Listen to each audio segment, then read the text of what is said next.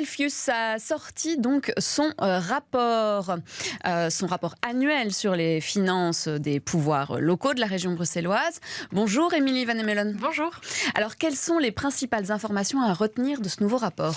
Eh bien, tout d'abord, une bonne nouvelle. Le budget des pouvoirs locaux a résisté à l'inflation et à la forte hausse des prix de l'énergie. Alors, il faut quand même préciser que les communes bruxelloises ont dû faire face à un choc financier d'une ampleur inégalée depuis les années 80, ce qui fait que les dépenses ordinaires, elles ont augmenté de 11%.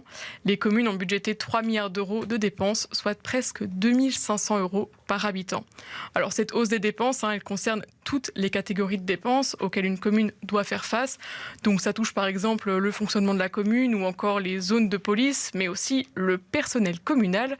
Alors si on prend justement le personnel communal, les coûts salariaux, les communes ont subi un total de 5 inflations, alors qu'une seule était prévue initialement. Belfius estime que les coûts salariaux ont dès lors augmenté de 13,7%.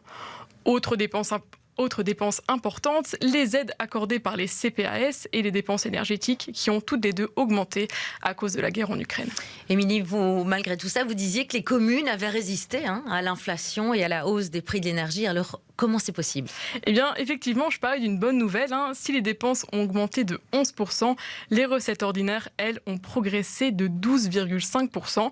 Alors, en fait, les pouvoirs locaux, ils ont pu compter sur plusieurs mécanismes pour faire cette balance entre les dépenses et les recettes.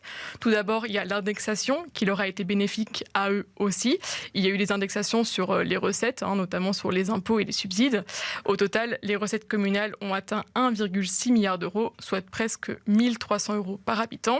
Et puis, il y a le SPF Finance qui a aussi mis sa pierre à l'édifice en revoyant le calendrier de versement des additionnels à l'impôt des personnes physiques. Est-ce que les pouvoirs locaux ont encore des craintes par rapport à leurs finances ? Oui, les communes craignent tout d'abord que les pensions soient une bombe à retardement. Alors, les charges liées aux pensions du personnel communal, elles subissent une augmentation de 13%.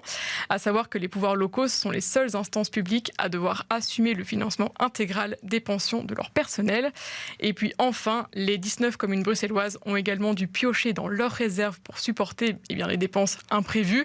Mais elles savent déjà qu'elles ne pourront pas forcément réitérer cela si un nouveau choc financier devait avoir lieu.